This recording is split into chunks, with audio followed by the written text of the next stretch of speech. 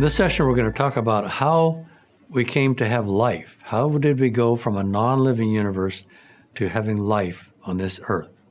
There are basically two options. One, you can have creation of life by an intelligent inventor/creator. Or secondly, the predominant scientific theory is called abiogenesis or chemical evolution. Life originated from non-living material with no intelligent assistance.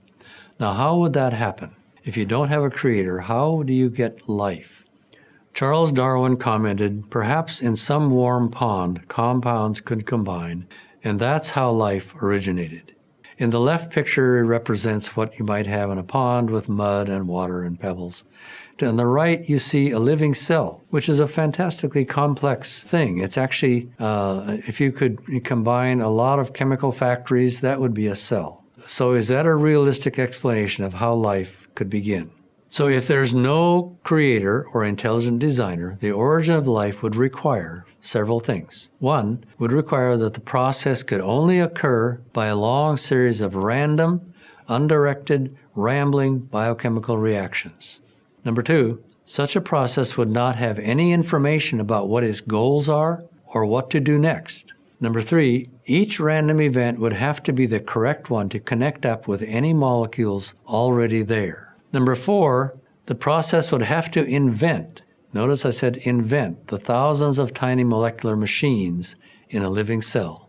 Number five, evolution was not involved. Evolution can only occur if there is a genetic system and a body, so natural selection can operate. In other words, you have to already have a living organism for evolution to function. Number six, to understand the significance of these several steps, compare this process to finding your way from Texas to Australia with no knowledge of geography, no boat or car, and you don't know what your goal is and you don't know what direction you need to go. There's another important issue here. If there's no creator or intelligent designer involved, the origin of life would require, number seven, exact random chemical reactions would have to occur. But the problem is that the rates of chemical synthesis are like this. Synthesis, making a molecule, will go to the right, and the width of the arrow indicates how fast that works. But that same process can go both directions, and going the other way towards destruction will happen much faster. So how would you make something if it's going the wrong direction?